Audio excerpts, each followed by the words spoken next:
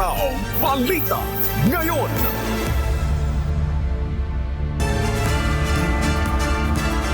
Magandang umaga, Luzon, Visayas, Mindanao at sa buong mundo. Oras natin sa buong kapuluan, alas 4:34 na po ng umaga, Philippine Standard Time. Ako po si Annie Rantoy. Ngayon po ay araw ng Martes, ika-21 sa buwan ng Abril, taong 2026. Ako po inyong amigo, Sherwin Kulubong. Tayo po ay sabayang napapakinggan sa Radyo La Verdad 1350, ang UNTV Radio. Ako naman po si Bernard Dadis. Good morning, amigo Sherwin, Bernard. Good morning, Ani. Good morning, amigo. Good morning. Martes ngayon, may good news. Oo, kagabi pa yung mga kausap kong driver kasi may mga kausap kong driver kagabi, sabi nila talagang aabangan nila ang rollback na malaki ngayon. Oh, dahil malaki, nasa mahigit 20 piso. 24 pesos and 94 centavos to be exact. Iyan ang tampok sa ating mga balita ngayong umaga. Kaya simulan na natin ang balitaan. Narito ang malalaki at makabuluhang balita ngayong araw. Headlines.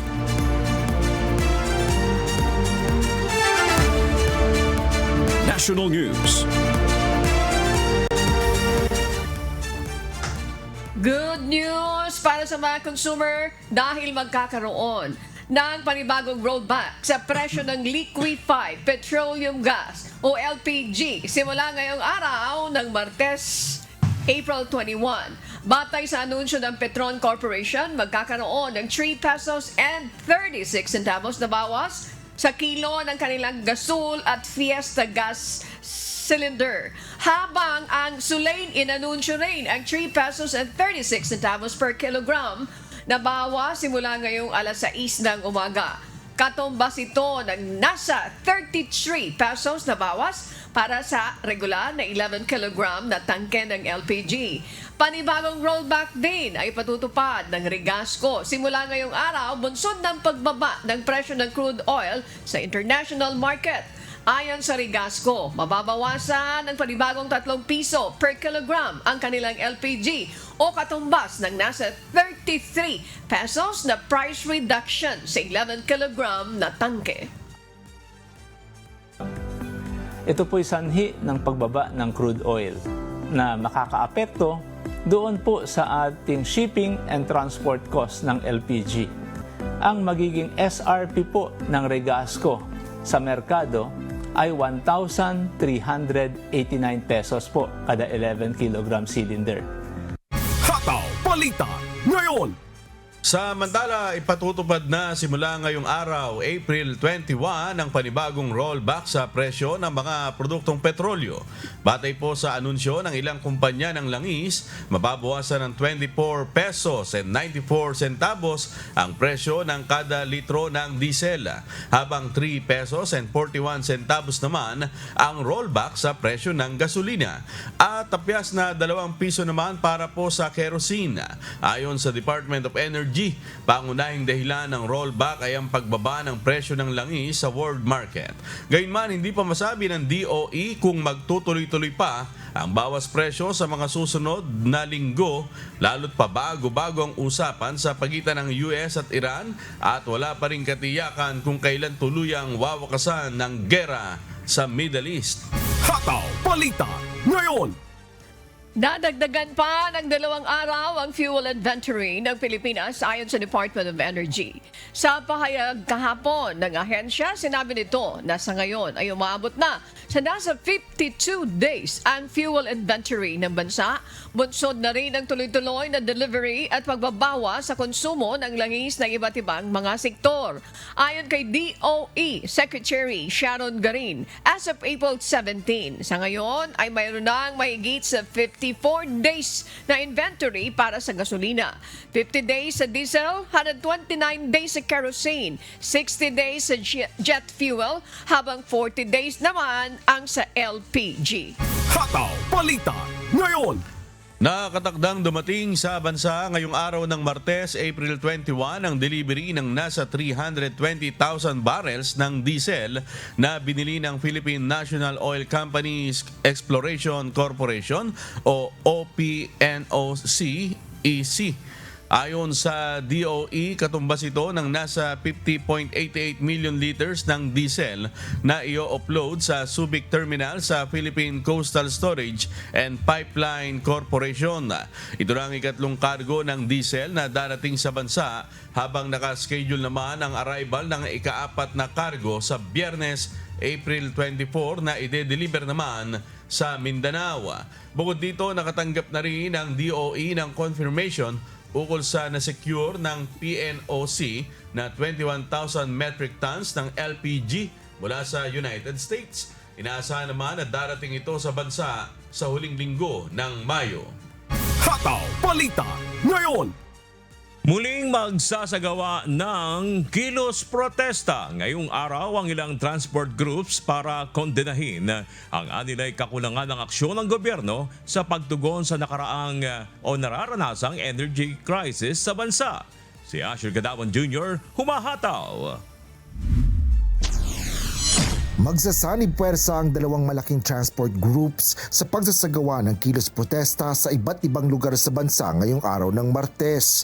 Layo ng mga grupo na patuloy na ipanawagan sa pamahalaan ang kanilang mga hinaing dahil sa sobrang taas ng presyo ng mga produktong petrolyo. Isa ang piston sa mga transport group na mangunguna sa isasagawang protesta ngayong araw.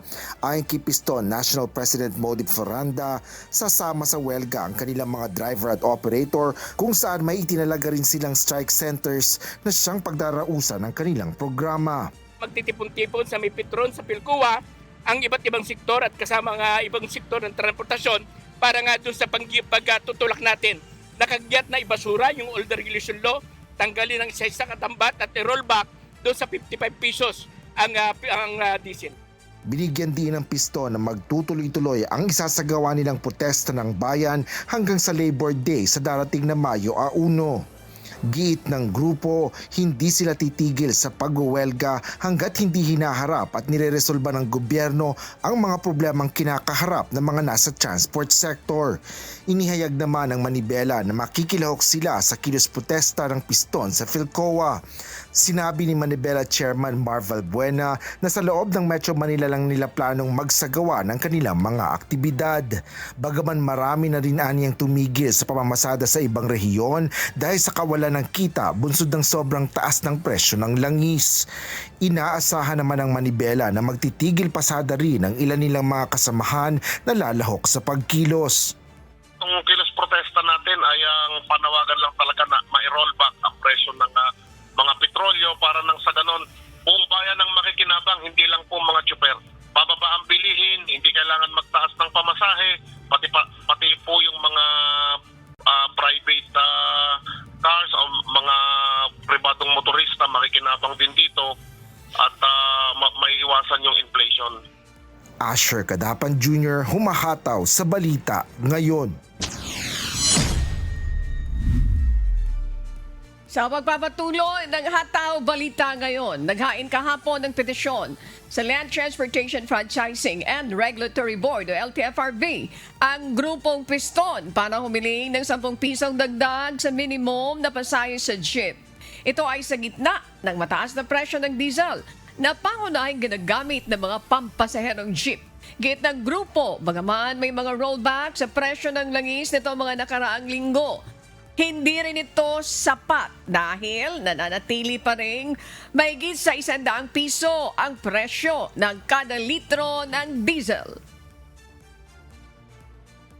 Una, yung batayan kung bakit 10 pesos doon sa laki nung itinaas ng presyo ng petrolyo na kung saan ay mula nung nagkaroon ng US aggression ay halos umabot tayo ng 170 per liter sa diesel at 120 sa presyo ng gasolina.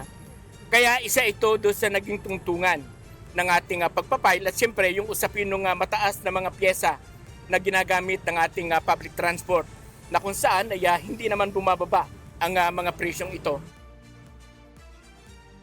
Bagaman naunawaan ng mga commuter ang hirap na pinagdadaanan ng mga jeepney driver, Aminado ang mga ito na masyado ng mabigat ang 10 pisong dagdag pamasahe kung aaprubahan ng LTFRB. Sa 13 nga po, nahirapan na nga po kami. Kadagdagan pa ng 10. Masyado namang kawawa na yung mga tao. Hindi naman lahat maraming pera. Naku po, mukhang mabigat na po yun, sir. Pag 10 piso, parang hindi na kaya pero walang magagawa po. Kung talagang importante yung lakad mo or papasok sa trabaho. Hataw Balita ngayon. Tiniyak ni Pangulong Ferdinand Marcos Jr. na tuloy ang ayuda ng pamahalaan para sa transport sector sa gitna ng mataas na presyo ng langis. Sa ilalim ng programa ng Department of Transportation, may financial assistance sa mga operator at driver ng PUB. Bukod dito, may diskwento rin sa pamasahe upang makatulong sa mga commuter. Ayon sa Pangulo, magpapatuloy ang mga hakbang ng gobyerno hanggat nananatiling mataas ang presyo ng krudo. Pag hindi na sila kumikita, hindi na sila lalabas. Wala na kayong sasakyan. Kaya unang-una, susuportahan natin yung mga driver, yung mga operator. Pangalawa, yung mga discount na binibigay natin dahil naman para sa mga pasahero. Ito, para ulit, hindi magiging mas mabigat ang pagbayad ng pamasahe para sa mga pasahero. Hataw Balita ngayon. Tiniyak ng pamahalaan na agad mababayaran ang mga driver na kasali sa Service Contracting Program sa loob ng ilang araw matapos silang bumiyahe. Ayon kay Land Transportation, Franchising and Regulatory Board Chairman Vigor Mendoza II, babayaran nila sa lalong madaling panahon ang mga kasali sa programa na PUB operators at drivers. Layunin ng programa na masiguro ang tuloy-tuloy na kita ng mga tsuper sa gitna ng mataas na presyo ng krudo. Sa ilalim nito, binabayaran ng mga driver kada kilometro habang nagbibigay ng diskwento sa pamasahe ng mga pasahero. Ang aming sisikap 3 to 5 days so far. Yung tumakbo ng Miyerkules, pababayaran natin ngayon, no? Pero sa tuloy-tuloy yan. Kaya importante po na wag na tayo sa papel. Kasi nakakapagtagal ng pagbayad yung papel na ginagamit natin. Hataw Balita ngayon. Inilunsad ng Department of Energy ang lingguhang Energy Saving Campaign, Oras Natin sa Efficiency o 1. Hinihikayat ang publiko na patayin ang ilaw at tanggalin sa saksakan ang hindi ginagamit na appliances mula alas 8 hanggang alas 9 ng gabi tuwing Sabado. Ayon kay ayon sa DOE, malaki ang natitipid kung sabay-sabay itong gagawin. Makikipagtulungan ang kagawaran sa mga negosyo, paaralan at komunidad upang may sulong ang kampanya. Layunin nitong mabawasan ang konsumo ng kuryente, lalo na sa panahon na mataas na demand at energy, mayroong energy crisis. Hataw Balita ngayon. Well, I think itong energy saving campaign ng ating gobyerno, maganda ito. You remember, noong nakaraan, that was March 28, malaki-laki yung natipid natin doon. Ang mayroon akong kinuhang report dito. Tingnan mo, suma total, this is equivalent to 145.43 megawatts. Sa Luzon, 75.25 ang natipid. Dito naman sa Visayas, 66.60 megawatts. Sa Mindanao, 3.58. Imagine, malaking bagay ito. This is a joint effort. Sana marami pang mga private sector, hindi lang doon sa panig ng gobyerno ang tumugon dito. Oo, maalala kasi natin yung mga ginawa, may mga service ng gobyerno na hindi basta-basta pinagagamit, may mga opisina na nagtitipid ng aircon, nag-off sila ng aircon, at even yung mall hours in-adjust para lamang makatulong dito sa pagtitipid sa supply ng kuryente, sa enerhiya.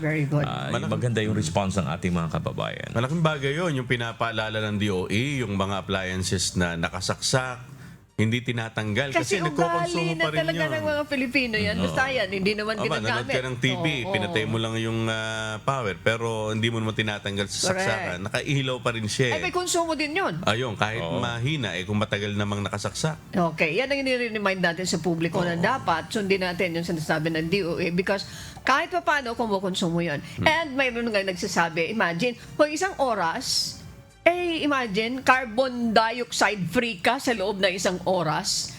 Eh, masaya ang Earth daw. Dahil yan sa mga, kumbaga, yung pollution, di ba? Hindi tumatakbo ng mga sasakyan, nababawasan yung carbon dioxide emission. Kung sa isang oras daw, kung makikisama din sila, maliban dyan, doon sa binabanggit nila, eh kahit paano, yung Earth ay parang giganhawan ng konti. Lalo na yung nakatira sa Earth. Tama yun. Lalo na yung nakatira sa Earth. Plus, dun sa ating mga kababayan, mayroon na nabalitaan ako na parang plano na, I don't know, plano na itong gawin on a weekly basis ng Department of Energy. Meron ako nabasang ganyan. Yun ang abangan natin kung ipatutupad nga nila yan. Ano pa yung mga magagandang balita? Well, ito nga sinasabi ng sinagot ni Vigor Mendoza II, ang LTFRB ni Chairman, yung hinaing nitong mga transport sector. Kung maalala nyo, sinasabi nila itong sa service contracting program. Yung nakaraang programa may mga utang pa. Kaya sinagot kahapon ni Chairman Mendoza, sabi niya, 3 to 5 days. Yan ang binigay niyang palugit. Babayaran agad ang mga kasali dyan. Sana. Okay.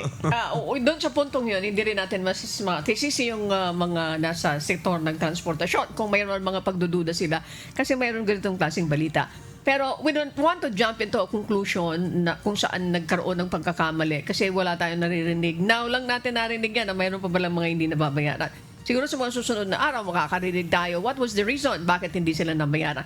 But dito sa binabalita natin ay malaking bagay because binibigyan ng assurance within 3 to 5 days makukuha mo yung bayad. Pero lalabas, sila muna ang mamumuhunan. Bibili kasi sila yung magpapagas. Oo, ang mangyayari kasi babayaran sila kada kilometro. Halimbawa, kung ikaw ay modern jeepney, UB Express, kada kilometro nasa 40 pesos. Pag traditional jeepney, 30 pesos. Ang ibibigay sa'yo sa kada biyahe mo. Pero ang ibibigay mo naman bilang ako, driver, operator, magbibigay ako ng discount doon sa mga pasahero. Yan. Sige.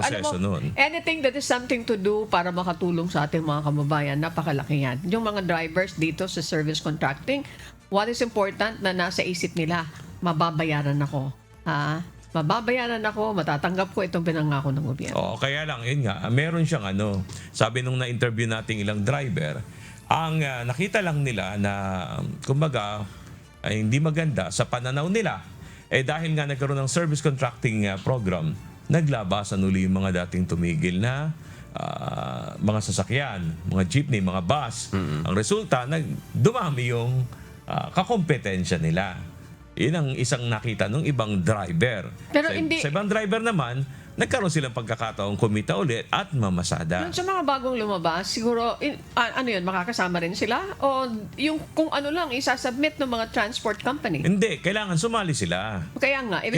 Kung ako operator o driver, kailangan sumali ako sa programa. Wala bang limit yun? Mag-rehistro ako. Walang Ganon. limit? O bilang lang ng mga sasakyan kung ilan yung pwede? Meron silang binigay sa pagkakalam ko na pwedeng makasali sa programa. At meron lang ruta. Okay. Ibig sabihin, hindi lahat yan nationwide may service contracting program. Okay. So may mapiling ruta pala. Okay. Siguro, ayusin na lang. Sino nag-ayos nito? Yung mga transport company o even the LGU? No, it's the transport company, which is private.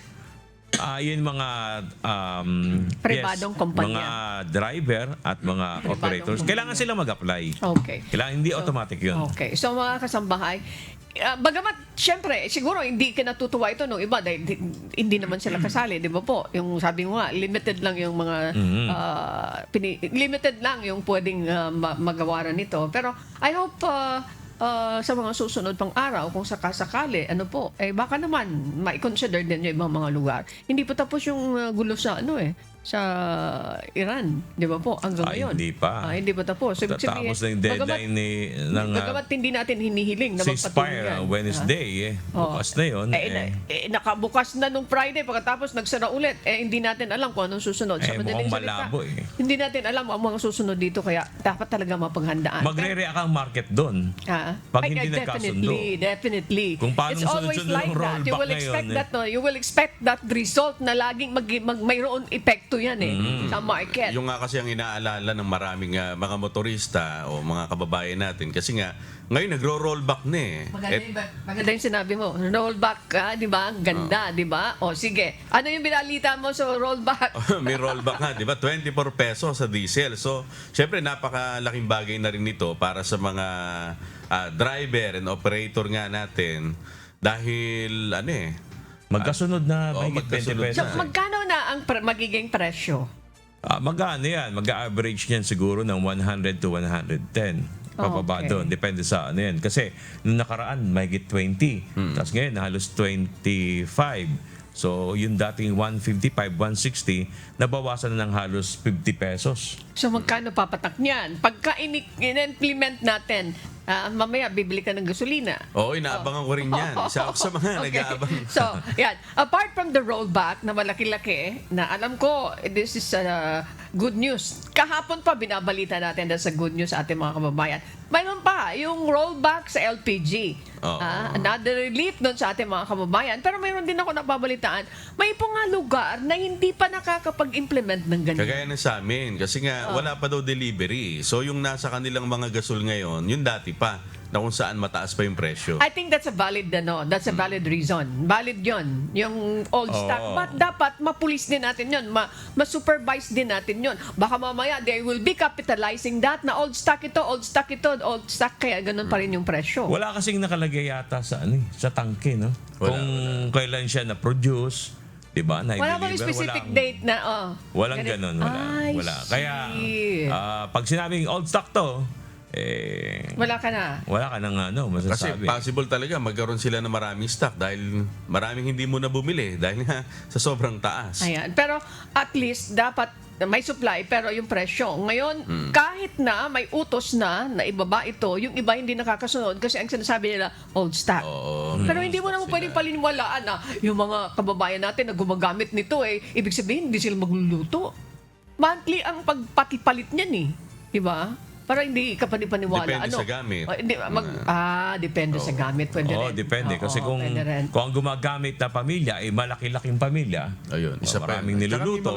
O kaya nagtipid. Nagtipid. This time, ganito lang muna ang ulam natin kasi mahal yung pwede rin. Parang bumili kami ng dekuryente na lutuan, yung mga induction, mga ganun. Oo, kasi mas matipid daw yun Ngayon, kung kukumpara sa konsumo ng LPG. Ayan. Dito mapaghahalata kung sino yung mga hindi nagluluto. Sige. Sabi ko nga sa inyo, natira ako sa Labo, Camarines Norte. Shout out sa inyo po dyan. Yung nakasama ko noon,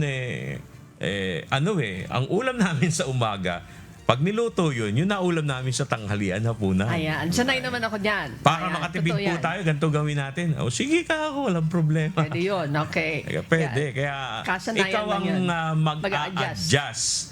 Depende kasi kung makakaraos ka naman ganun, mag-a-adjust ka na rin. Okay. Kumbaga, tayo individually, may ginagawa tayong pag-a-adjust para makasurvive tayo sa krisis. At the same time, ganun din yung ginagawa ng gobyerno, nag-a-adjust sila.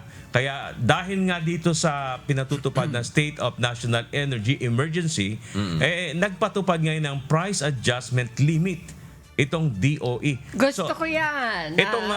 Ito yung sagot sa matagal ng hinaing ng mga naapektuhan kasi kung maalala mo, binalita natin, kahit yung mga transport sector, individual, even yung nasa business sector, sinasabi nila, tila napabayaan kasi. Biglaan talagang sumirit. Ang lalaki, ang taas ng presyo. Kino-question nga nila, paano siya na nakapag-generate ng ganong klaseng taas? Alam ba kwentahan nyo? Bakit ang bilis naman ng kwentahan nyo? Mayroon pa naman kayong stock dyan Bakit ganito na yung presyo nyo? Ka-announce lang. Ganon. Sige. Tsaka hindi basta lumaki, talaga sumirit ng malaki. That's correct. Pero ang ginawa ngayon ng gobyerno, dahil nga sa deklarasyon ng State of National Energy Emergency, itong DOE, kinausap kinausap nila itong mga oil company, binigyan sila lamang nung adjustment sa limit na pwede nilang itaas. So correction po paglilinaw, ang binibigyan ng cap o limit, hindi yung presyo na ipatutupad ng oil company. Ang limit na ipatutupad ng gobyerno sa mga oil company is yung hanggang magkano yung pwede nilang i-adjust. At napaka-welcome yan sa ating mga mamamayan. Hindi rin pwedeng irason ng mga oil company. Bakit nyo kami pinapakialaman? Deregulated, may deregulation law.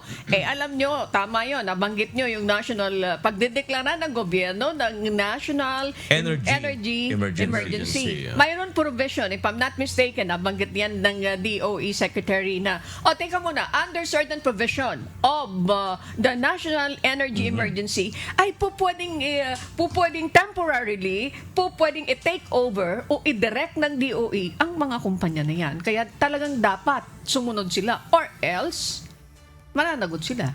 Oo, kasi merong batas na kailangan sundin.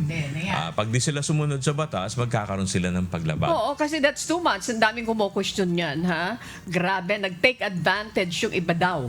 Kaya may mga show cause order. I don't know what happened. Yung iba nga, di ba, nabanggit natin. Yung legal department nila, inaalam na lang kung sino yung mga dapat kasuhan. So, siguro, makakabalita tayo kung sino yung mga nag-abuse nito, yung panahon ng mayroon tayong sobrang kung talagang may masusing nag-iimbestiga, kung talagang nagkaroon ba ng pag-abuso sa pagtaas itong mga oil companies, well, yan ang inaabangan ng ating mga kababayan. Pero at least naman may mga magandang balita, kagaya ng isa sinabi ng ating DOE Secretary na dagdagan ng 2 days yung ating fuel inventory. Ibig sabihin, mas marami yung na-deliver ngayon kumpara dun sa nakukonsumo natin. Yeah, that's very good. Ano po? Kasi from the start, sinasabi naman nila, talaga naman, wala naman tayong problema sa energy supply. Meron tayong price crisis. Tsaka hindi na kailangan mabahala na baka wala nang makuhanan, wala na tayong mabilhan. Mayroon talaga. Meron. Presyo na lang nagkakatalo. It's price crisis, not hindi sa supply. Hindi sa supply. Hindi sa supply. Nothing to do with the supply, kundi sa presyo. Sige. Ayan. Nilinaw ng Department of Labor and Employment sa pamamagitan ng National Wages and Productivity Board na hindi suspendido o isinasantabi ang aumento sa minimum na sahod ng mga manggagawa sa gitna ng umiiral na energy crisis sa bansa. Sa isang opisyal na pahayag na inilabas ng NWPC, nilinaw nito ang tungkol sa anilay mga kumakalat na post sa social media na umano'y binabaliwalaan na ng komisyon ang tungkol sa dagdag sahod ng mga manggagawa dahil sa mga posibleng dulot sa ekonomiya ng gera sa Middle East.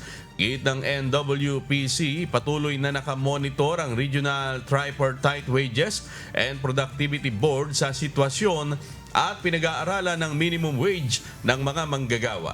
Binigyan din rin ito na mayroon silang sinusunod na timeline sa pag-review ng wage hike sa layuning mabalanse ang epekto nito sa bawat sektor. Hataw Balita ngayon.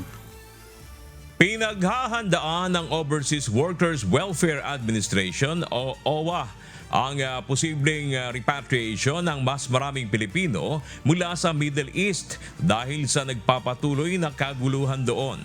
Sa pagtaya ng OWA, aabot ito sa 60,000 mga Pilipino. Si Dante Amento, humahataw. Inihayag ng Overseas Workers Welfare Administration o OWA na pinaghahandaan nila ang posibleng worst case scenario sa gitna ng nagpapatuloy na tensyon sa Middle East. Ayon sa OWA, inaasahan nila na aabot sa 2.5% o 60,000 mula sa 2.4 million na overseas Filipino workers sa gitnang silangan ang posibleng ililikas. Gayunman, isa sa malaking hamon upang maisakatuparan ito ay ang budget para sa repatriation. Ayon sa OWA, sa ngayon ay nasa kalahati na anila ng pondo ang kanilang nagagastos para sa Emergency Repatriation Fund. Ang OWA po, ang pamunuan, ay handa po para sa ating reintegration at repatriation. Pero as we said, we could do so much more. Dahil dito, humingi na ang ahensya ng 12 billion pesos na supplemental budget o dagdag pondo sa Department of Budget and Management. 9 billion pesos dito ay para sa emergency repatriation o pagpapauwi sa mga Pilipino.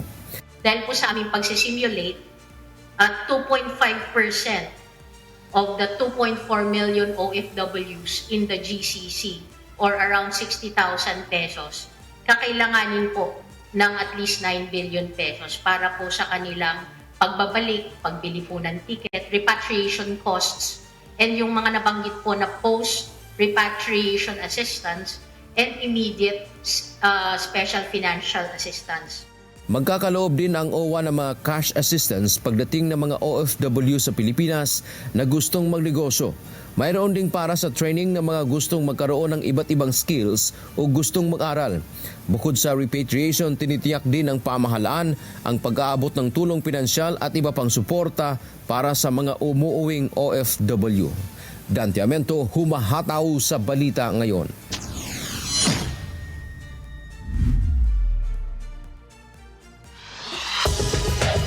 Global News.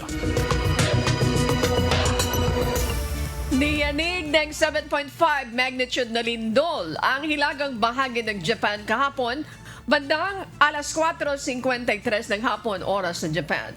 Dahil sa lakas ng pagyanig, agad na naglabas ng tsunami alert ang mga otoridad at tiniutos ang paglikas ng mga residente na nasa mababang lugar. May hataw na balita si Joan Nano.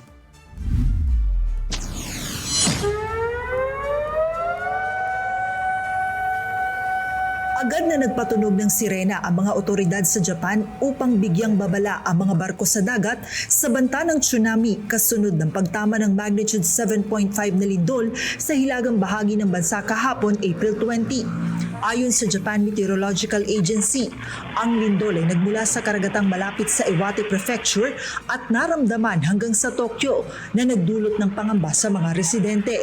Dahil sa banta ng tsunami, inutusan ang mga naninirahan sa mga baybayin na lumikas at pumunta sa mas mataas at mas ligtas na lugar. Libu-libong residente ang sumunod sa evacuation order, habang ang iba ay nananatiling nakaalerto sa posibleng sunod-sunod na pagyanig.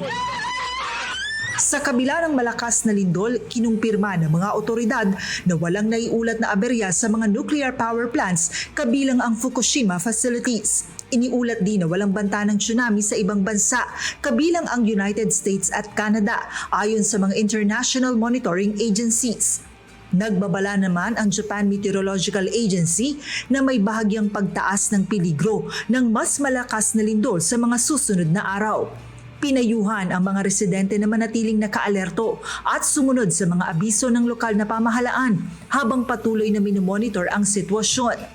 Samantala, naglabas ng paalaala ang Philippine Embassy sa Japan para sa mga Pilipino na naninirahan doon na sumunod sa mga babala at manatiling ligtas. Sa ngayon, patuloy ang pagtutok ng mga otoridad sa mga posibleng aftershock at karagdagang panganib na dulot ng malakas na pagyanig. Joan Nano, humahataw sa balita ngayon. Isang Iranian flag cargo ship ang inatake ng puwersa ng Amerika matapos umano itong lumabag sa ipinatutupad na naval blockade. Lalong uminit ang sitwasyon matapos akusahan ng Iran ng US ng piracy at magbanta ng agarang pagganti. Nangyari ang insidente ilang araw bago matapos ang umiiral na ceasefire. May hataw na balita si James Bontuyan. Kinumpirma ni US President Donald Trump na pinaputukan at hinarang ng US Navy ang Iranian cargo ship na Tuska matapos umano itong tumangging sumunod sa mga babala ng militar. Motor Vessel Tuska, vacate your engine room. Vacate your engine room. We're prepared to subject you to disabling fire.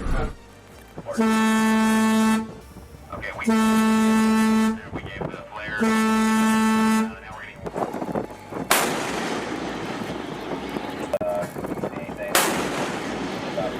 getting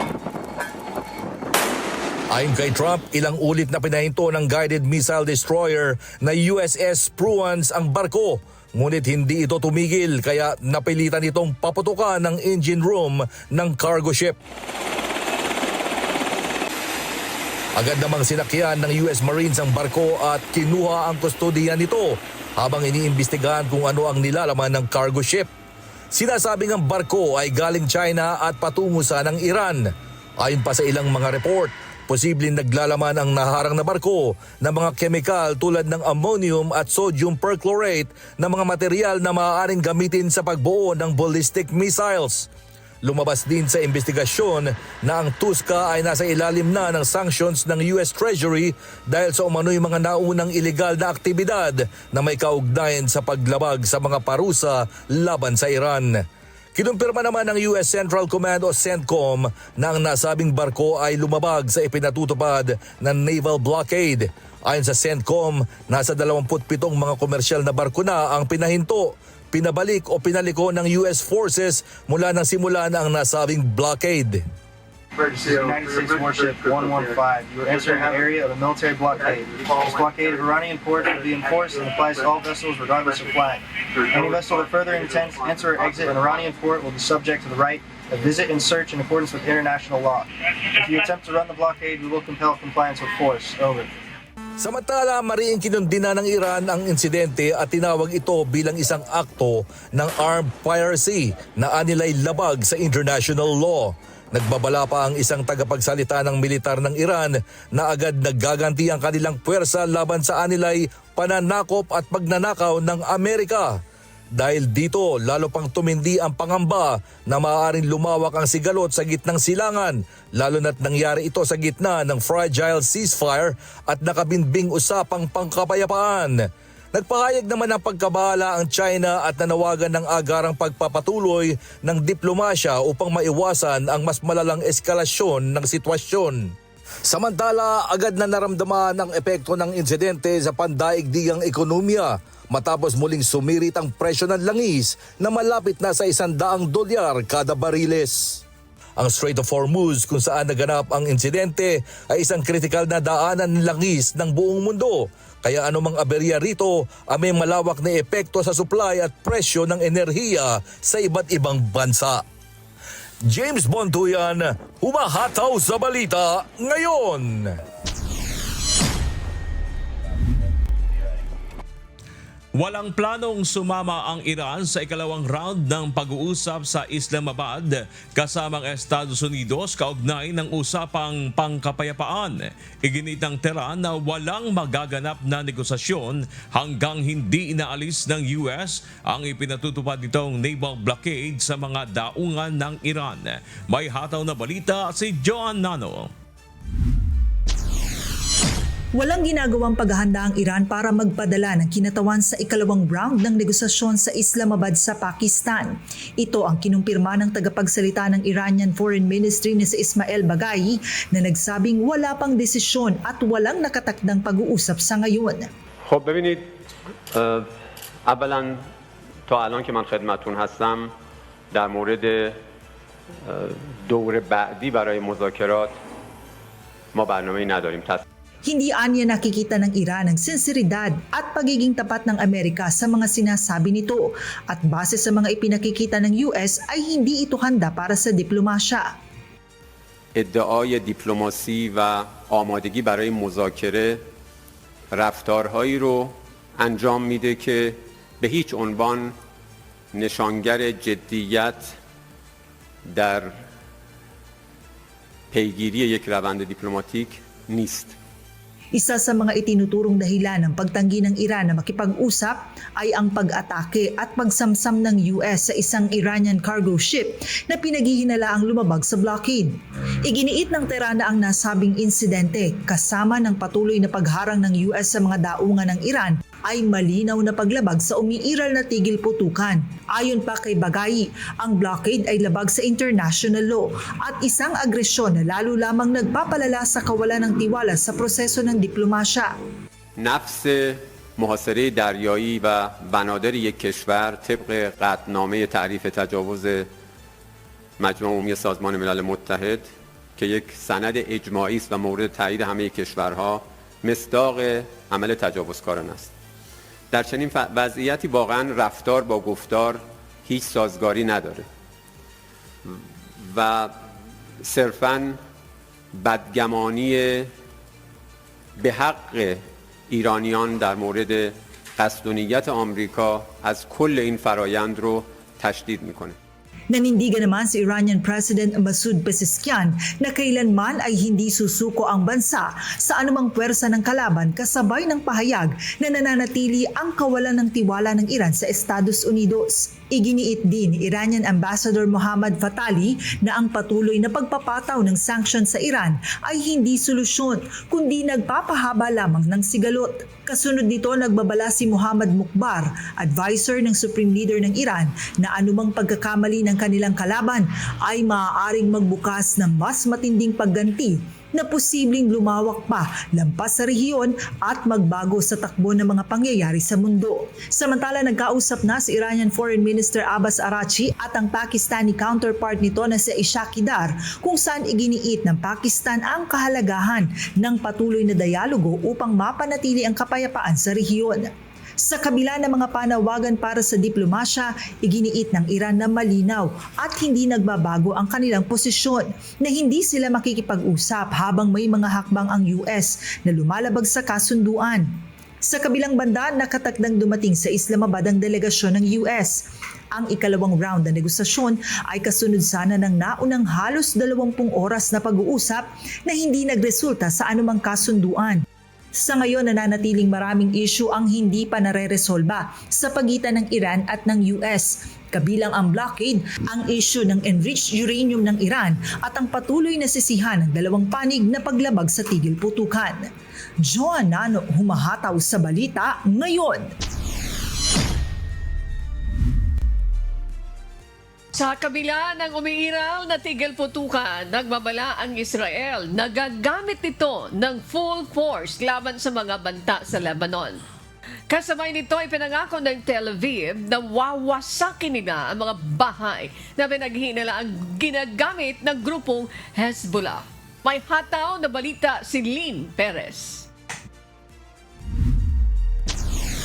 Ipinagutos na ng pamahalaan ng Israel sa kanilang militar na gumamit ng buong lakas laban sa anumang banta sa Lebanon kahit na sa panahon ng tigil putukan.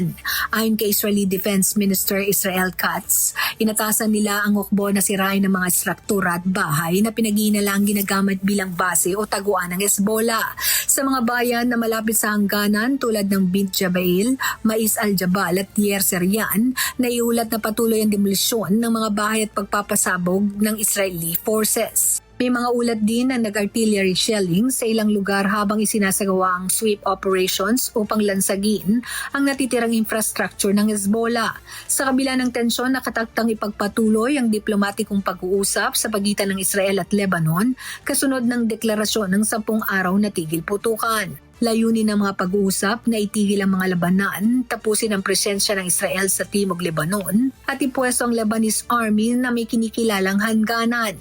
Sa panig ng Israel ay giniit nila na bahagi ng negosyasyon ng pagdisarma sa Hezbollah at pagtiyak na hindi na ito muling magiging bantas sa kanilang mga komunidad. Matatanda ang mahigit sa 2,000 ang nasawi sa Lebanon at higit sa 1 milyon ang na-displace mula ng sumiklab ang labanan noong Marso.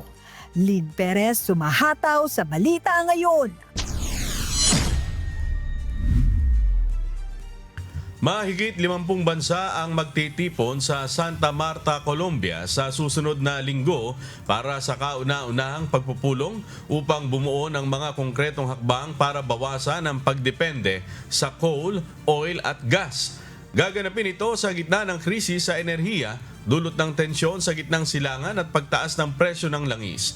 Dadalo ang iba't ibang bansa kabilang ang Germany, France at UK, ngunit hindi lalahok ang ilang malalaking producer tulad ng US at China.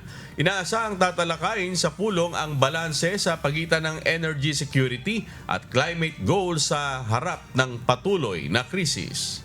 Hataw Balita ngayon!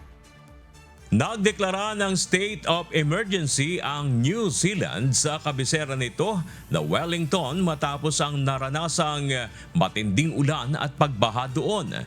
Nakapagtala ng record na ulan na 77 mm sa loob ng 1 oras na nagdulot ng pagbaha, pag-uho ng lupa at pagkasira ng mga bahay. Ilang residente ang inilikas habang may naiulat na isang nawawala. ngunit wala pang kumpirmadong nasawi. Kinansela rin ang ilang biyahe sa eroplano at pansamantalang isinara ang ilang paaralan dahil sa sama ng panahon. Pinayuhan ng publiko na umiwas sa hindi mahalagang paglalakbay at manatiling nakaalerto para sa kanilang kaligtasan. Hataw Balita ngayon. Libo-libong residente ng Wang Fu Court Complex sa Hong Kong ang pinayagan na makabalik sa kanilang mga unit para kunin ang kanilang natitirang gamit matapos ang malaking sunog na naganap doon noong nakaraang taon. Mahigit 106 na po ang nasawi sa insidente na sumira sa karamihan ng gusali ng nasabing apartment building. Binigyan ang mga residente ng limitadong oras upang makapasok sa kanilang bahay na karamihan ay nawasak ng sunog. Mahigpit ang seguridad at kinakailangan magsuot ng protective gear dahil sa delikadong kondisyon ng mga gusali. Patuloy namang inaharap ng marami ang kawalan ng permanenteng tirahan habang pinag-aaralan ng pamahalaan ang susunod na hakbang para matulungan ang mga apektadong insidente. Nananatili pa sa kustodiya ng Czech Republic si dating Ako Bicol Party List Representative Saldico. Sa ngayon, nakikipag-ugnayan na ang Department of Justice at Department of Foreign Affairs para sa agarang pagpapauwi dito. Magpapadala rin ng high-level coordination team ang pamahalaan upang mapabilis ang proseso. Ayon kay Pangulong Ferdinand Marcos Jr., sisiguraduhin nila na masusunod ang lahat ng legal na hakbang sa pagitan ng dalawang bansa. Gate ni Marcos, iuwi si Ko sa Pilipinas upang harapin ang mga kaso laban sa kanya. Nananatili po siya sa kustodiya ng Czech Republic at isinasagawa natin ang lahat ng mga kinakailangang hakbang para sa kanyang pagbalik dito sa Pilipinas. Hataw Balita ngayon. Bagamat walang extradition treaty ang Pilipinas sa Czech Republic kung saan naaresto ang dating congressman na si Saldico, nananatiling may mga opsyon naman para mapauwi ito sa Pilipinas ayon sa ilang eksperto.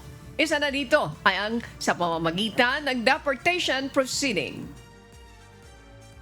But if a person is possessing multiple nationalities or citizenships, or I would rather call it nationalities, in the third state can consider him as a citizen or a national of only one state that is closest to him, that is the Philippines.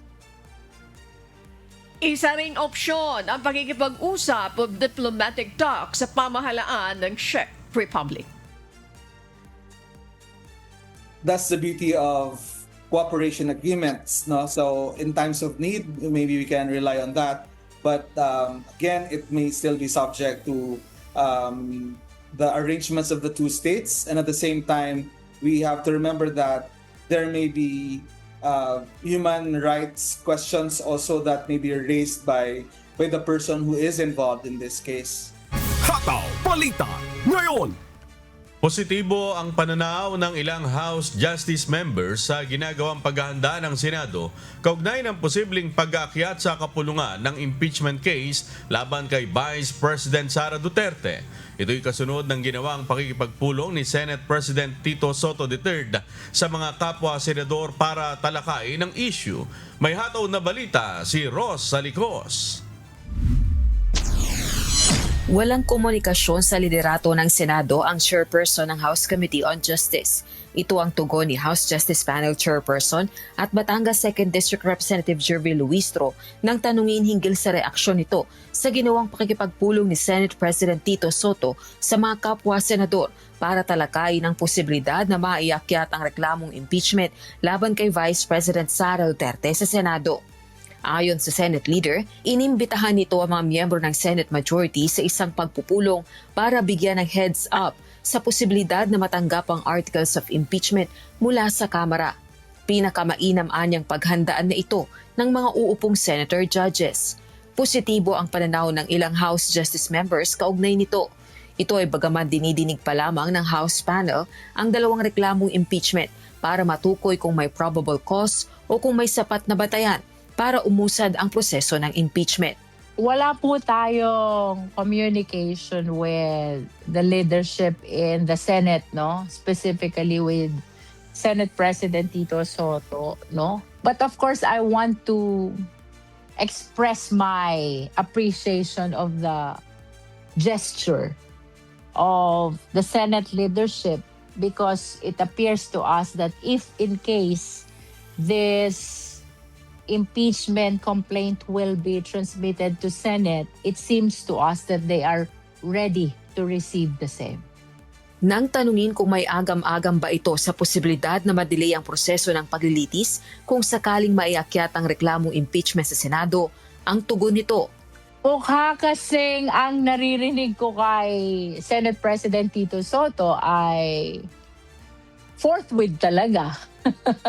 He will be acting forthwith on the transmittal of the impeachment complaint. So that's at least the what I perceive dun sa nagiging gesture ng leadership ng Senate, no, which for us is positive.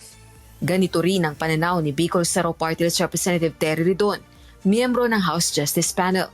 Well, syempre, we appreciate po the commitment of the Senate leadership, no, that they will not delay trial proceedings as soon as the impeachment proceeding reaches the Senate, no. So, nagpapasalamat po kami ron. But again, that is a bit premature also to discuss kasi we still have to resolve it at the level of the committee, and we will still have to vote on it at the level of plenary. Inaasahang tatapusin ng House Justice Committee ang pagdinig sa mga reklamong impeachment laban kay VP Duterte sa April 29.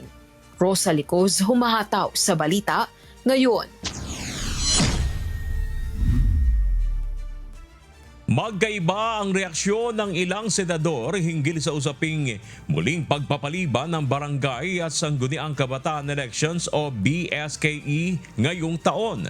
Giit ng ilan, maaaring magamit ang pondo para sa nasabing eleksyon upang tugunan ang krisis ngayon sa bansa.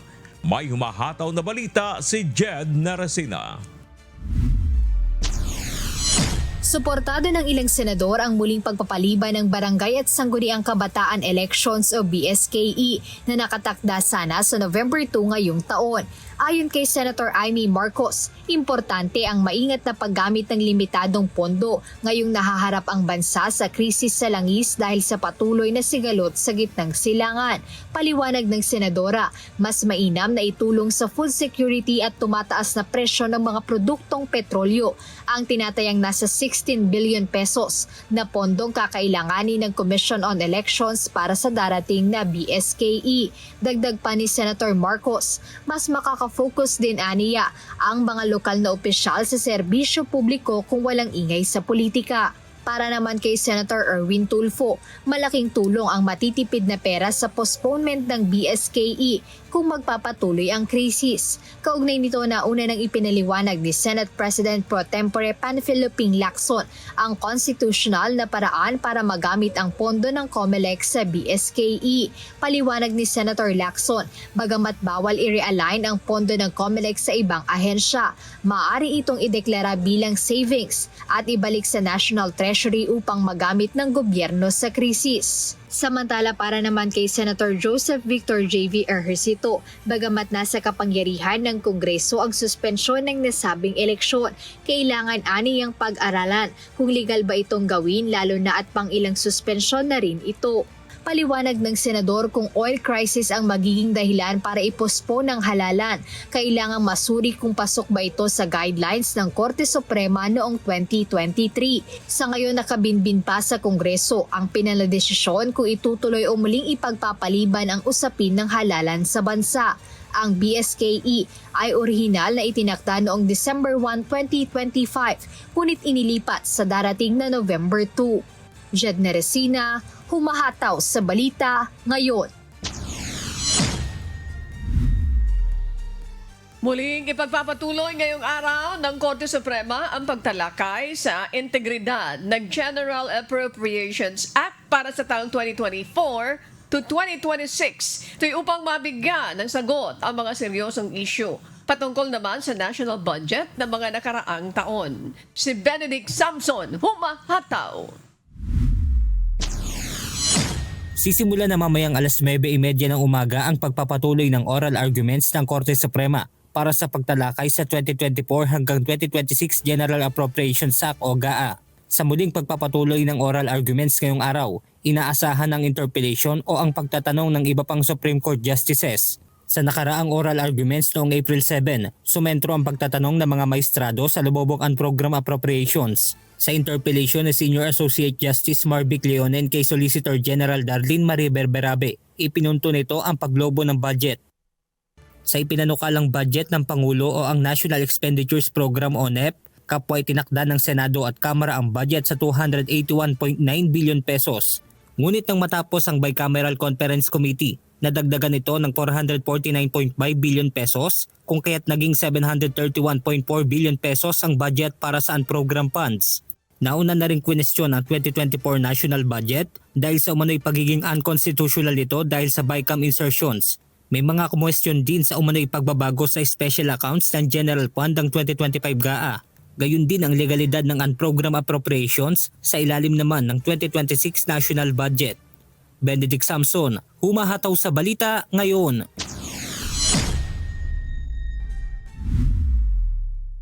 Isa sa ilalim sa simulation firing ang isa sa pinaka-advanced na sandata ng Pilipinas, ang BrahMos Cruise Missile System na bahagi ng isinasagawang balikatan exercises ngayong taon.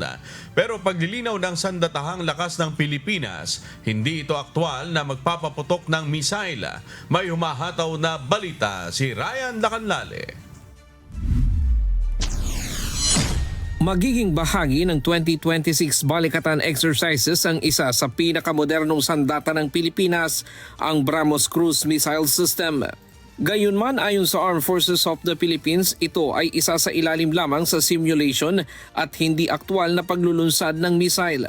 Isa sa gawa ang simulation firing sa Maritime Strike Base ng Balikatan sa Northern Luzon, kung saan inaasahang gagamitin din ng Type 88 missile ng Japan.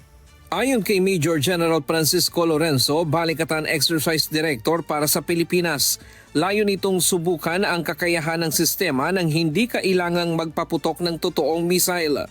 Ibig sabihin, ang simulation firing ay isang training scenario kung saan pinapagana ang lahat ng sensors at fire control systems gaya ng aktwal na operasyon, ngunit walang ilulunsad na missile. The BrahMos of the Coastal Defense Regiment of the Philippine Marines will participate during the Balikatan, but it will be only on a constructive environment. Where will it fire? It will only fire simulation firing during the joint maritime strike, wherein two target vessels will be sink in the northern part of our country in northern zone.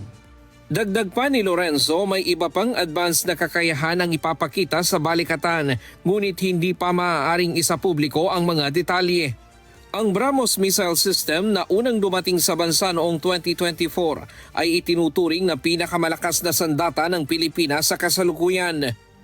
Kaya nitong umabot sa bilis na Mach 2.8 o halos 3,400 kilometro kada oras at maaaring ilunsad ito mula sa barko, eroplano, sa lupa at maging sa submarine. Samantala, kinumpirma naman ni Lieutenant General Christian Wertman, Balikatan Exercise Director para sa panig ng Estados Unidos, na nananatili sa Pilipinas ang Typhoon Medium Range Capability Missile System. The Typhoon system remains in the Philippines, and we anticipate that it will be incorporated at some level during the course of the exercise. But as I previously mentioned, the details of participation by any given system are still being finalized as part of our bilateral coordination. We certainly welcome having the Typhoon. It's an important capability. Dagdag pa ni Wertman, inaasahan din nila ang pagsasama ng BrahMos, Typhoon, Nemesis at iba pang missile systems sa balikatan upang mas mapalakas ang koordinasyon ng puwersa ng Pilipinas at Estados Unidos. We think it's important that we gain experience planning, coordinating, and integrating these capabilities, which have the potential to be more powerful when incorporated or applied together. So additional details to follow on the exact participation or activities of the Typhon system.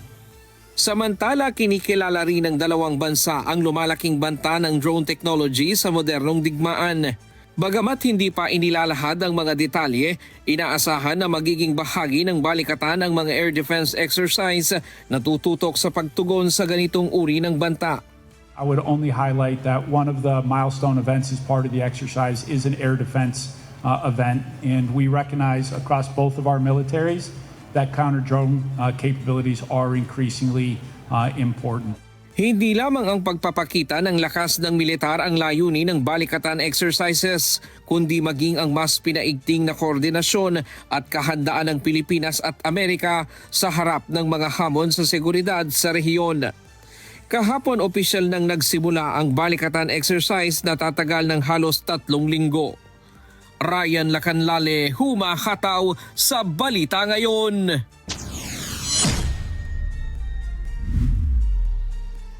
Hindi nagustuhan ng China ang isinasagawang joint military drills ng Pilipinas, US at Japan na umano'y nagdudulot lang ng tensyon sa rehiyon. Ayon sa tagapagsalita ng Chinese Foreign Ministry na si Guo Jiakun, hindi dapat magdulot ng hidwaan sa rehiyon ang ganitong mga aktibidad. Git nito, mas kailangan ng Asia Pacific ngayon ang kapayapaan at katatagan kaysa sa anumang hakbang na maaaring sumira ng tiwala at pagmulan ng tensyon. Hataw Balita Ngayon. Inali sa pwesto ng PNP Training Service ang 6 nilang tauhan na sangkot umano sa barracks rental kickback scam. Bagamat hindi pa siguradong totoo ang impormasyon sa viral posts, iniimbestigahan pa rin ito ng mga pulis para sa integridad ng pambansang pulisya. May humahataw na balita si Leia Ilangan. Pinatawanan ng administrative relief ang 6 na tauhan ng Regional Special Training Units sa Cordillera Administrative Region. Ito ay matapos ang viral post sa social media nitong April 19.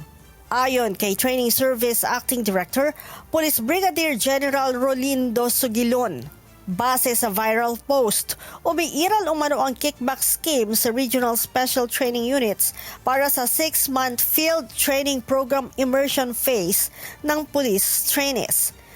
Tinataasan umano ng mga pulis ang rental rates o pinapatawan ng 500 piso buwan-buwan ang mga trainee. Base po sa polisiya natin,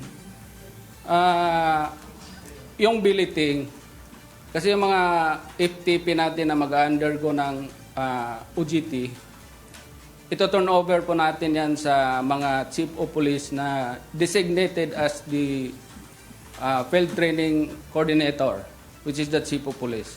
Ngayon, ang chief of police is, based on the policy, magpo-provide siya ng billeting and or boarding houses. Tutulungan nila yung estudyante na makahanap ng boarding houses. Kasi ang nangyayari is, sa isang police station, maraming estudyante yan ang papasok. And for sure, ang police station is hindi kayang mag-accommodate. Bagamat hindi pa kumpirmadong totoo ang nilalaman ng viral post, sinabi ni Police Brigadier General Sugilon na iniimbestigahan nila lahat ng impormasyon upang mapanatili ang integridad ng PNP. Sa PNP po ma'am, pinapanatili po natin na lahat ng report, anonymous man yan or fictitious ang report, papansinin talaga natin yan. That is part of maintaining integrity sa PNP service, lalong-lalo na sa mga training na hinahandle natin. So, wala naman pong mawawala kung papansinin natin. Baka nga nangyari. Sa ngayon, nagpapatuloy pa aniyang sinasagawang investigasyon ng mga otoridad sa sinasabing barracks rental kickback scheme. Leia Ilagan, humahataw sa Balita Ngayon. Ibinahagi ng Manila Local Government ang kanilang thermal footage mula sa nasusunog na sanitary landfill sa Navotas City. Sa pamamagitan ng kanilang thermal drone, makikita na nagpapatuloy pa rin ang sunog maging ang lawak ng sakop nito. Ito ang maaaring gamiting gabay ng mga otoridad upang makapaglatag ng mas maayos na plano at epektibong paraan upang tuluyan ng mapula ang apoy. Sa ngayon ay may 11 araw nang nasusunog ang landfill mula nang sumiklab ito noong April 11. Hataw Balita ngayon.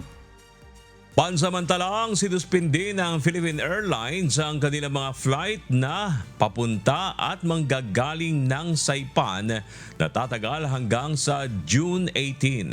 Ayon sa PAL, ito ay dahil sa isinasagawang pagkukumpuni sa nasirang Saipan International Airport matapos ang pananalasa ng Typhoon Sinlaku. Ang mga apektadong pasahero ay maaari namang mag-rebook ng ticket o i-convert ito sa travel credits. Habang pwede rin ang rerouting at refund depende sa ilang mga regulasyon ng airline company. Hataw Balita ngayon. Pinangalanan na ng Professional Regulations Commission ang nag-top 1 sa nakaraang March 2026 Physician Licensure Examination. Kinilala ang top-notcher na si Dr. Erwin Ken Parsiaso mula naman sa Dagupan City.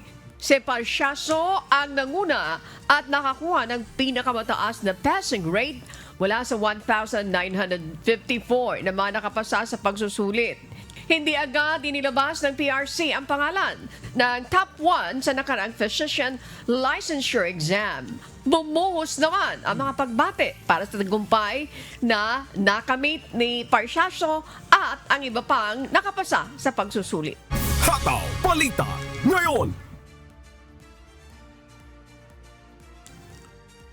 Nagbigay babala ang Professional Regulation Commission sa publiko laban sa isang individual na nagpapakilalang si Daniel Andres Magalona na umano'y nagsasabing may kaugnayan siya sa komisyon at nag-aalok ng assistance sa mga transaksyon sa PRC. Partikular na umano dito ang pagkuha ng board certificate. Batay sa nakalap na report ng PRC, sinasabing kinokontak ng nasabing individual ang kanyang mga bibiktimahin at nagpapakilalang siya ay empleyado ng PRC. Sinasabing kinukumbinsi nito ang kanyang mga biktima na mag-screen share ng kanilang cellphone at mag-download ng unverified PRC application na APK mula sa isang third-party link. Babala ng PRC, hindi ito otorisado at iligal ang ganitong transaksyon. Hinikayat ng ahensya ang publiko na maging mapanuri at agad ipagbigay alam sa kanilang tanggapan ng mga gumagawa ng ganitong modus. Inanunsyo na ng Department of Education ang schedule para sa official calendar ng school year 2026 to 2027. Ayon sa DepEd, magbubukas muli ang klase sa darating na June 8, 2026 at magtatapos naman sa April 8, 2027. Sa ilalim ng bagong school calendar, ipaformalize na ang pag-shift sa 3-term structure sa basic education bilang bahagi ng reforma sa edukasyon at tututukan ang problema sa learning gaps. Batay sa plano, iiral ang 201 class days sa loob ng isang buong school year na hahati naman sa 3 term. Sakop ng first term ang petsa mula June 8 hanggang September. Habang second term naman pagsapit ng kalagitnaan ng Setyembre hanggang early December saka magkakaroon ng holiday break.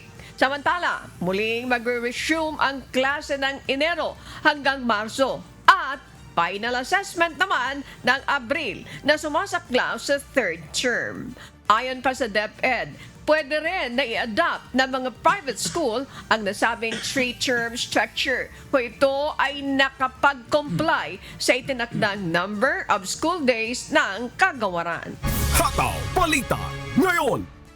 Hindi na bago ang issue ng bullying sa mga paaralan sa buong Pilipinas. Kaugnay nito, walang mapagsumbungan ng ilang mag-aaral dahil walang guidance counselor ang ilang paaralan. Ayon sa Department of Education, libo-libong guidance counselor ang bakante ang posisyon sa buong bansa. May humahataw na balita si Ivan Alvarez. Kulang pa rin ang mga guidance counselor sa mga eskwelahan sa buong bansa. Yan ang nakitang problema sa isinagawang pagdinig ng Basic Education and Culture Committee ng Kamara nang mapag-alamang nasa 4,000 guidance counselor posisyon ang nananatiling bakante sa buong Pilipinas. Yes, there is still a gap po in the supply of the guidance counselors and mga professionals po in terms of yung mental health, in terms of bullying, and around 4,000 po, I believe, yung vacant po na counseling position. Ayon sa Department of Education, isa sa rason kung bakit mahirap punta ng posisyon ng guidance counselor ay dahil sa mataas na qualification na hinahanap mula sa mga ito. The qualifications are quite steep. So I believe there's a master's degree that's involved as well for the qualifications. So mahirap po talagang i-fill yung position. Giit ng DepEd, nagbukas sila ng posisyon ng Guidance Counselor Associates na hindi nangangailangan ng master's degree basta't nakakuha ng psychology at iba pang kahalintulad na units. Tinetrain na rin nila ang mismong mga guro upang ang mga ito na mismo ang makadetect ng mga issue ng bullying, lalo na sa mga estudyante na nasa murang edad at mayroong special needs. Sila po talaga yung nakaka-identify if for children of a young age nga po, if may nangyayari na pong precursors to bullying or signs or red flags po na the child is already being bullied. So we are capacitating them and training them to be able to identify these para on behalf of the child po, makareport na sila. Kinikilala naman ni House Committee on Basic Education and Culture Chairperson Roman Romulo ang naturang issue. Anya, hindi rin tugma ang dami ng mga estudyante sa bilang ng mga nag-a-apply ng guidance counselor kaya nakararanas ng shortage ngayon. Bunsod nito, nananawagan si Romulo sa Commission for Higher Education o CHED na lalo pang paigtingin ang promotion sa mga kurso sa kolehiyo na makakahikayat sa mga estudyanteng pumasok sa larangan ng guidance counseling. Evan Alvarez, humahataw sa Balita Ngayon. Nilinaw ng Department of Social Welfare and Development sa publiko na walang kinalaman sa ahensya ang ilang Facebook page hinggil sa minors traveling abroad. Kabilang na dito ang DSWD Travel Clearance Facebook group. Gayun din ang mga page na Black Box Travel and Tourism, gayun din ang Flight Deck Junilin Tanyola at Black Box PH Travel Corporation. Gayun ng DSWD ang anumang impormasyon o mensaheng galing sa mga grupong ito ay hindi beripikado at maaring hindi tugma sa alintuntunin ng minors traveling abroad. Para sa tamang impormasyon at assistance, makipag-ugnayan lamang sa mga official communication channels ng DSWD na makikita sa kanilang official Facebook page. Hataw Balita Ngayon! Ngayong nararamdaman na ang sobrang init ng panahon kung saan may ilang mga lugar ang nakararanas ng danger level ng heat index. Ayon sa mga health expert, isa sa dapat na bantayang mabuti ang ating mga blood pressure. Mapamatanda o bata man, lalo't dumarami ngayon ang kaso ng mga inaatake ng heat stroke bunsod ng sobrang init. May humahataw na balita si Mia Alonzo. Sa gitna ng tumitinding init ng panahon, muling nagpaalala ang ilang eksperto na hindi dapat ipagwalang bahala ang mga sintomas ng heat exhaustion. Ayon kay Dr. Jenny Wong, pediatrician at medical director sa Fidelmundo Medical Center, may naitala ng kaso ng stroke sa 9 taong gulang na bata dahil sa mataas na blood pressure. So it could happen even in young patients, no? So always be aware of our blood pressures, no? Kahit wala pang sakit, sinecheck po regularly dapat ang mga blood pressure natin, bata matanda po, especially for elderly po. Kung alam mo high blood ka, may maintenance ka, do not ever stop your maintenance meds, no? Kaya siya tinatawag na maintenance meds. Maintenance meds na po siya for life. Babala ng doktor, ang heat exhaustion ay maaaring mauwi sa heat stroke. Bukod dito, nauuso rin sa ganitong panahon ang iba't ibang uri ng sakit gaya ng heat rash, skin infection, diarrhea at pagsusuka. Bagaman importante ang sikat ng araw dahil sa vitamin D, Payo ng mga doktor, gawin ang pagpapaaraw gaya sa mga sanggol ng hanggang alas 6:30 lamang ng umaga. Kasi pag mga bandang alas 7, mainit na po talaga eh. Hindi na masyado advisable to do outdoor activities no ng ganyan ka-late. So early morning tapos late in the afternoon siguro, mga hapon, mga pababa ang araw.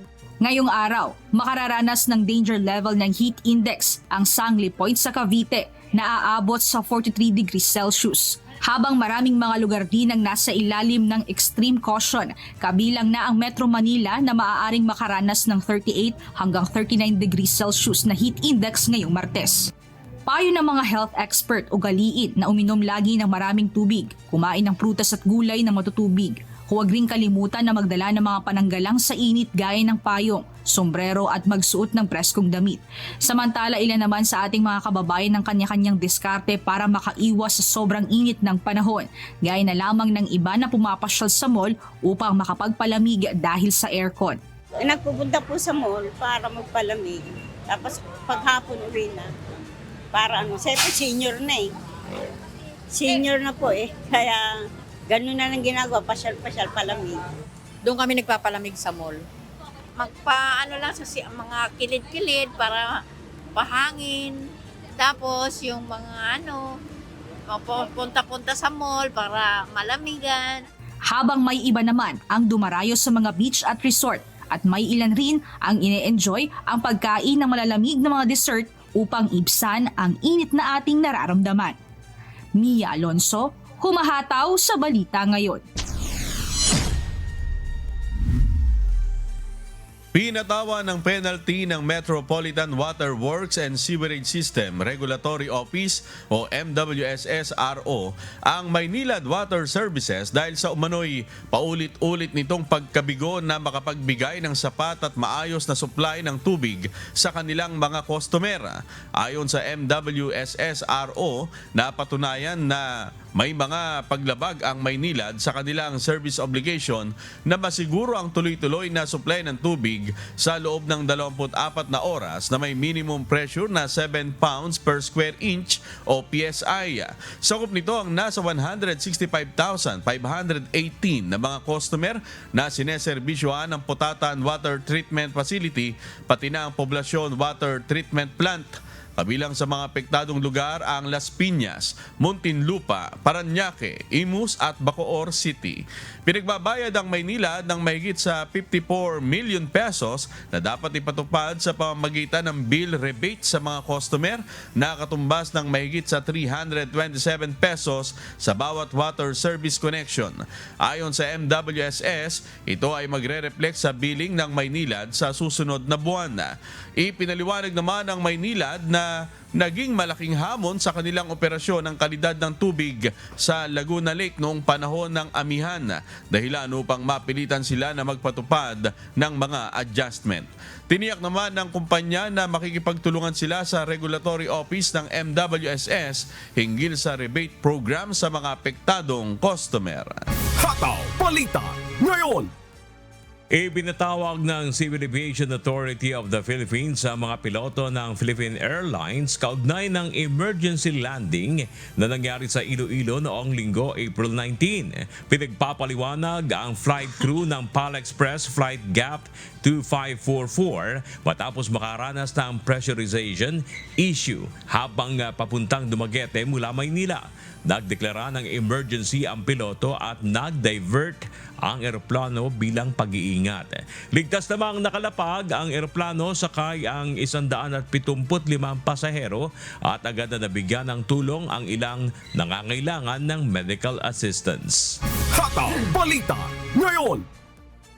Pinatawag ng Land Transportation Office ang vlogger, driver at may-ari ng SUV na sangkot sa isang viral prank sa gasolinahan.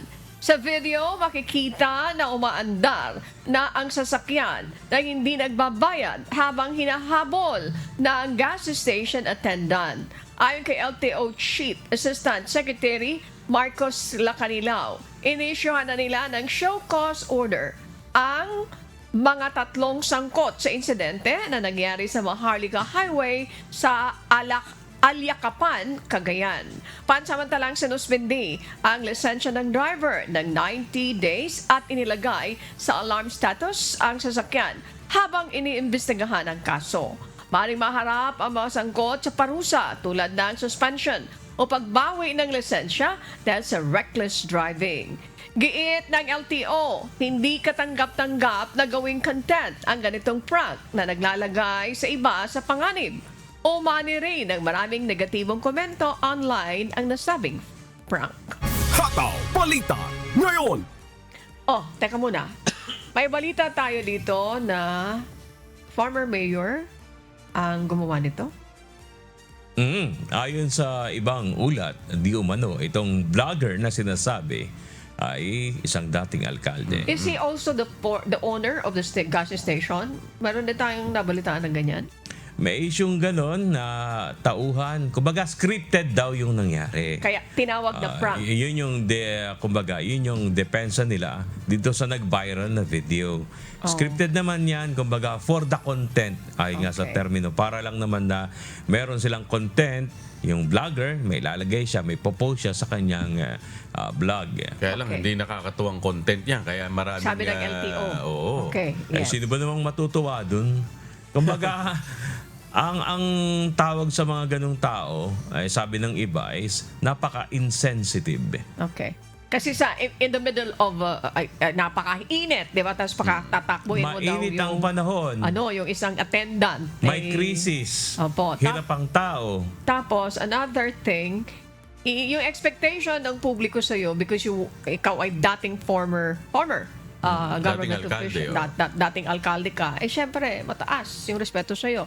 Nakalimutan mo na mayroon ka daw po mga nababiolate dito, dinisregard mo yung ethical and safety standards. Hindi mo yun naalala nung ikaw ay gumagawa ng script for your blog. Kaya nga kumbaga, napaka-insensitive in a way na parang, di ka ba naniniwala na may krisis ngayon?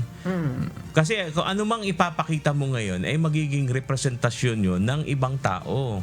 Di ba? Tapos makikita, mapapanood ng ginagawa mong katatawanan yung nararanasan ng ibang taong hirap.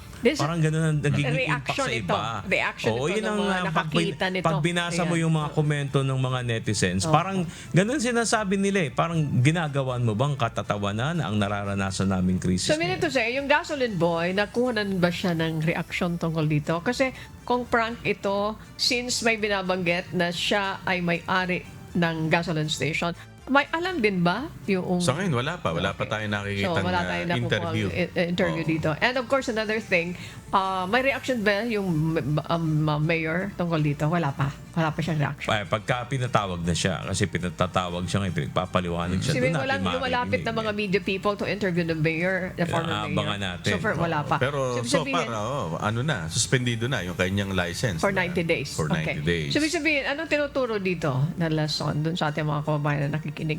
Siguro, maisip din siguro ng former mayor. Batay dito sa mga report. Tayo nagbabase dito sa report na nababasa natin at naririnig. Siguro next time, yung script ni Mayor, baka baguhin. Pero the mere fact na nag-sorry na siya, that is a clear admittance na mayroon siyang pagkakamali. Tsaka hindi maganda yung prank na ganun nga. Okay. Siguro next time, pili tayo ng ibang... Oo. Sa lahat ng gumagawa ng content, hindi lang naman dito sa involved na tao, in general sa lahat, lagi nga ang bilin sa atin ng guide dapat. Mas mainam piliin mo na lang yung mabuti. Yung makakatulong, di ba? Kagaya ng mga napapanood natin na content sa mga gasolinahan na nagpapa-full tank. Di ba, may ganun na napanood tayo? Yung mga ginagawa ng ibang vlogger. Yung, halimbawa, pina-full tank niya yung nasakyan niyang tricycle. Yung matanda pa nga, parang magnanay. Tapos, ang ginawa siya, yung pasahero nagbayad doon sa pina-full tank ng tricycle. Habi niya, sige, pa-full tank mo.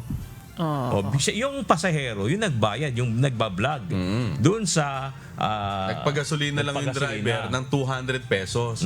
Pero sinabihan nung pasahero yung gasoline attendant na hindi, full tank mo yan. Ako magbabayad. Kumbaga, pareho ang intensyon mo ay, kung ako vlogger, ay makagawa ng content. Diba? di pumili ka gaya ng ginawa ng Salim. Pinili niya na maging mabuti yung kanyang content. Ayan. So I hope we can get also the other side of the story, no? Baka mayroon iba pang ibang sasabihin si Mayor. Regardless Pero sinasabi kasi nila, sa kahit saan content. mong tingnan, saan angulo mo tingnan, talagang makikita mo yung negative impact nito. Negative kasi, sabi nga nung isang nag-comment, ano nakakatawa dun? Kasi kita-kita, dinig eh. Sige, tawa, humahabol yung pobreng gasoline boy. Ano nakakatawa Sa gitna dun? ng initan. Oo. Diba? Kumbaga kasi lagi, sabi nga nung isa, ikaw kaya yung lumagay sa kalagayan doon na humahabol. Yeah. Diba? Tsaka tumawid pa ng kalsada yun, napakadelikado nun di ba? Kung halimbawang may mga sasakyan. Napakainit. Mainit pa. Paano kung may sakit sa puso yun, na heat stroke yun? Isa pa yan. So yun yung reaction naman natin ay nakukuha natin ito doon sa mga reaksyon ng mga ating netizen. mga yes. Pag binasa mo yung mga komento, talagang galit na galit yung tao. Pero we're very much willing to get the other side of the story kung sakasakali na mayroon naman mga sasabihin sa mayor. Pero ang ganun pa rin, kahit saan mo tingnang anggulo, negative talaga. Kaya mas maganda kung tayo gagawa ng content, yung mabuti, yung nakaka-good vibes. Yung may matutulungan, Yun, mayroon kang nakapagtuturo sa tao. Yan. Yun ang kailangan natin ngayon eh. Kumbaga, ang dami na nating stress dulot ng krisis. Mas mainam yung makapagdudulot naman ng magandang vibes. Yan. Good Halimbawa, vibes. yung nagsakay ka sa tricycle, kung yung pamasahe ng tricycle ay 30, may hawak kang 50, sasabihin mo doon sa driver, ito ba yung sukli? Ay, sasabihin ng driver, ito sukli niyo po. Sige na, okay na. Ayan. Yan po. Kung mayroon kang 3 o kaya 4 o 5, may 20 ka, 100 yon. 5 pasahero. That's good vibes. Pwede mo dagdag na yun sa may uwi sa kanilang bahay. Pwedeng maging content Pwede rin yun. content yun. Parang ganyan. Siguro naman may pera siya dahil dati siyang opisyal, may sasakyan siya. Why not yung positive na ginagawa ng iba? Magbigay ka, mamahagi ka, di ba? Mas magandang content yun. Di ba? Makakatulong ka pa, nakapagdudulot ka pa ng positive vibe sa ating mga kababayan. Ang init-init pinatakbo yung pobreng gasoline boy. O ngayon, alamin po natin yung weather, mga kababayan. Ano ba na mga update sa weather ngayon? Mukhang nga tumatagos ang init dito. Excuse me. Weather News. Ayan, alamin na po natin yung magiging lagay ng panahon sa iba't ibang bahagi ng bansa ngayong araw ng Martes, April 21, 2026. Panoorin natin ang update mula sa Pag-asa Weather Forecasting Center. Magandang umaga. Narito na ang pinakahuli sa lagay na ating panahon ngayong araw ng Martes, April 21, 2026. Narito ang ating pinakahuling satellite image kung saan ang easterlies o yung mainit na hangin galing karagatang Pasipiko ang nakakaapekto sa Southern Luzon, Visayas at Mindanao. Currently nga wala naman tayong inaasahan na mga magdamagang pag-ulan. Although may mga tsansa pa rin ng mga localized thunderstorms. Sa kasalukuyan, wala na rin tayong minomonitor na low pressure area or bagyo sa loob or malapit sa ating Philippine Area of Responsibility. Para naman sa lagay ng panahon ngayong araw, inaasahan natin dito sa may Metro Manila at buong Luzon, mainit at maalinsangang panahon pa rin, morning hanggang tanghali at pagdating ng hapon, doon tumataas yung mga tsansa ng mga localized thunderstorms. Inaasahan nga yung ganitong klaseng panahon na posible pang magpatuloy in the next 3 to 5 days. Agwat ng temperatura ngayong araw sa Metro Manila ay 25 to 34 degrees Celsius. 21 to 32 degrees Celsius sa may Lawag, 25 to 36 degrees Celsius sa may Tugigaraw, 24 to 33 degrees Celsius sa may Legazpi, 17 to 24 degrees Celsius sa may Baguio, 22 to 33 degrees Celsius naman sa may Tagaytay. Agwat naman ng temperatura ngayong araw sa may Puerto Princesa ay 24 to 33 degrees Celsius at 28 to 33 degrees Celsius naman sa may Kalayaan Islands. Para naman sa lagay ng panahon sa Visayas at sa Mindanao, katulad sa Luzon, asahan pa nga rin natin yung mainit at malinsangang panahon, morning until noon, and then pagdating ng hapon, tumataas pa rin ang tsansa ng mga thunderstorms. Yung mga kasamahan natin sa Regional Services Division patuloy na maglalabas ng thunderstorm advisory kung kinakailangan. Naasahan nga rin natin yung ganitong panahon sa Visayas at Mindanao, posible magpatuloy in the next 3 to 5 days. Agwat ng temperatura ngayong araw sa Cebu at Tacloban ay 25 to 32 degrees Celsius, 22 to 33 degrees Celsius sa may Iloilo, 24 to 34 degrees Celsius sa may Zamboanga at Davao, at 23 to 32 degrees Celsius sa may Cagayan de Oro. Update naman sa heat index, kahapon na itala ang heat index sa Metro Manila na 37 to 39 degrees Celsius. Ang pinakamataas sa buong bansa natin ay sa may Sangli Point, Cavite na umabot sa 43 degrees Celsius. Iyan ay base sa mga estasyon na mayroon tayo sa ating bansa. Ngayong araw naman, ang heat index sa Metro Manila ay tinatayang 38 to 39 degrees Celsius at tinatayang pinakamataas ngayong araw ay sa may Sangli Point, Cavite na posibleng umabot ng 43 degrees Celsius. Para naman sa lagay ng ating karagatan, wala pa rin tayong nakataas na gale warning sa kahit anong dagat baybayin ng ating bansa. Sa Kalakang, Maynila, ang araw ay sisikat ng 5:39 ng umaga at lulubog ng 6:11 ng gabi. At napanood po natin ang update mula kay Pag-asa Weather Specialist Veronica Torres. Tandaan, sa bawat araw na ating nasisilayan, tayo magpasalamat sa Diyos na may lalang. Hataw Balita ngayon!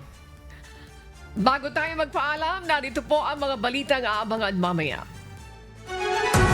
Mga aabangang balita. Protesta, tigil pasada ng piston at manibela o marangkada muli ngayong araw. Hataw Balita ngayon! Mga tulay sa Pasig City, i-inspeksyonin ng Department of Public Works and Highways. Hataw Balita ngayon! Oral arguments sa General Appropriations Act mula taong 2024 hanggang 2026 ipagpapatuloy ng Korte Suprema. Hataw Balita ngayon! Update sa impeachment proceedings laban kay Vice President Sara Duterte, tutukan. At sa aming ibabahaging mga salita ng Diyos na ating sandigan mula sa Awit, Kapitulo 1, talatang 2 hanggang 3. Kundi ang kanyang kasayahan ay nasa kautusan ng Panginoon, at sa kautusan niya, nagbubulay-bulay siya araw at gabi, at siya'y magiging parang punong kahoy na itinanim sa siping ng mga agos ng tubig na nagbubunga sa kanyang kapanahunan, ang kanyang dahon na may hindi malalanta at anumang kanyang gawin ay giginhawa.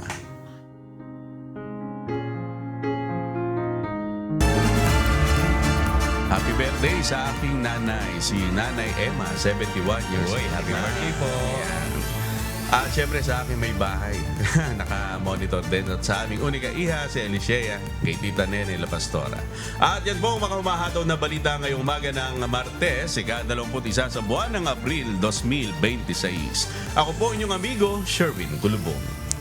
O ayan, shoutout na rin sa lahat ng mga driver ng news department sa pangunan ni Edison at ni Dante. Sila yung mga kakwentuhan natin kagabi sa patungkol sa pagtitipid sa diesel.